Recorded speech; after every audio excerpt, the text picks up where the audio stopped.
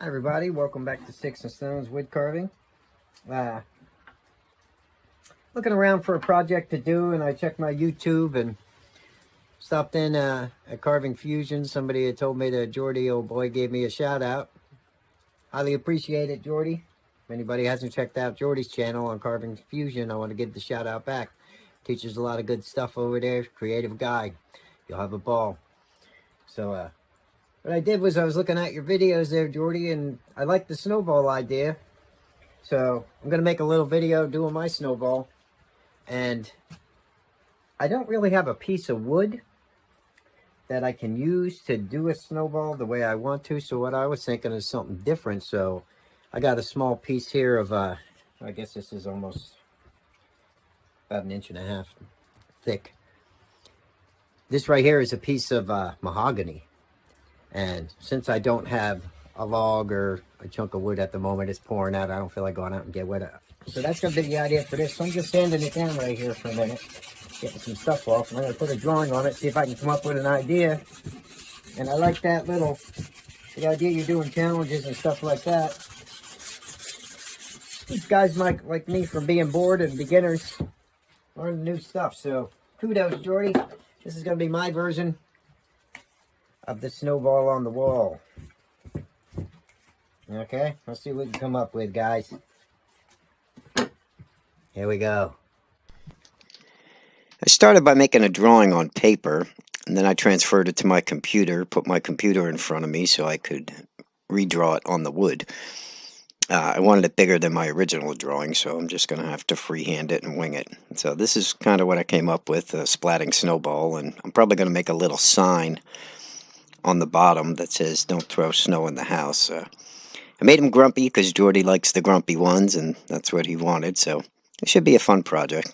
But again, this is mahogany, so here I'm using a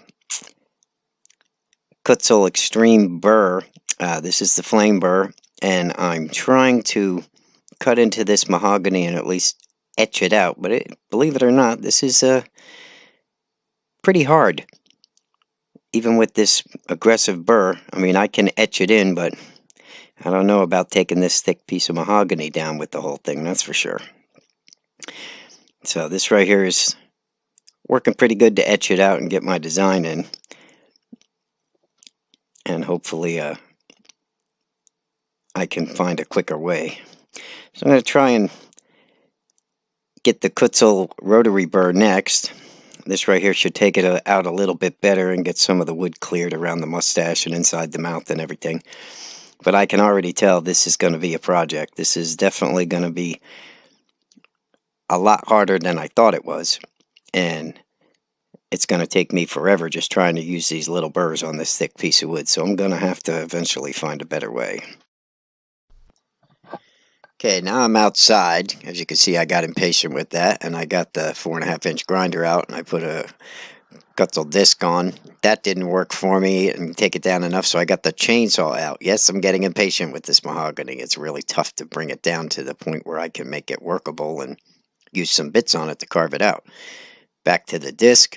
And if I say Kutzall, I've been saying Kutzall for years. I know a lot of people are calling them Kutzalls. I don't know if I'm saying it right or not, but same thing. This right here is my Arbitech. Now I'm finally to the point where it's all right, that's enough. Now I got the Arbitech out and I'm finally getting it to shape down a little bit, and I should be ready to work it with some burrs now. There we go. Now it doesn't look too bad. At least it's a lot thinner now, and now I got to retrace my design on, and hopefully I can work with it. So I'm redrawing in pen, marker. Back to the rotary burr. I'm going to try and start carving some of these details out that I have drawn in. It's working pretty good now. The wood's a lot thinner. I should be able to hang it on the wall or mount it on a board.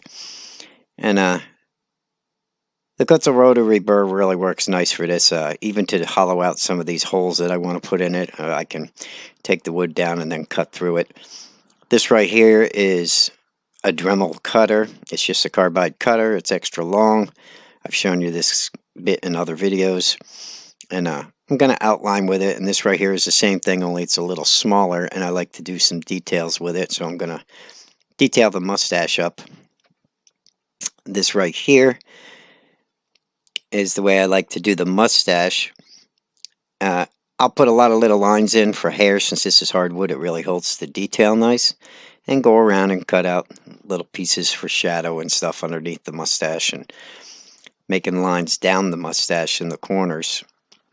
Right, and once I have my design cut in, I take a steel ball, a carbide ball from Dremel, and it's a fluted ball, and I'll go around the whole carving. And since this is hardwood, it kind of varnishes it up and it smooths everything out. So it works pretty good on the mahogany here. This works pretty good on hardwood and even softer woods, but the hardwoods it really cleans up nice, and it just kind of smooths everything over and gets it ready for painting. Now I'm going to my little cone burr. Again, this is from Dremel. It's my detail burr. It's my go-to burr to do detail. I like this because it actually burns the wood as it sinks in. And if you press hard, you can get a pretty dark line just like a wood burner, and it helps cut those out. Now notice in the mustache here how I segmented it. Makes the carving look a little more interesting right there where I'm burning it, right there on the inside, you know. Breaks it up, takes little triangle chunks out and stuff, and that way the mustache looks a little bit different than the rest of the carving, and it really shows some detail with this bit when you do it. Well, I broke my fordham. Now I gotta whittle these stupid drops here with my knife.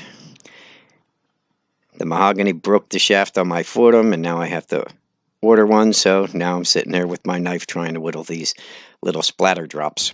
That should work. Alright, well, I hate having to do this, since this is mahogany, but he's a snowball, right? So, we're gonna get to painting this guy. That's for fun. So I'm just gonna go around and I'll paint him and try and make him look like he's splatting. Probably get a board, and after I do all this, I'll get a board and I'll put the little drops on the board. I'll mount them behind them, you know, and then we'll be able to hang the whole thing on the wall like he's splatting. So I'm just going to paint it up since this video is so long, and then I'll come back and show you what I did. This isn't exactly going to be a video about a big tutorial on painting or even carving for that matter. It's just my snowball on the wall, and I'm going to show you guys the process I went through trying to make it out of this mahogany. So, I'll be back. Okay, I'll have to make this a part 2 because I might show you some of the painting and how I actually mount this and figure out what I'm going to do with the splatter drops and everything. So stay tuned for part 2 of this. It might be in a week. It might be sooner. Thanks for watching. See you in the next one.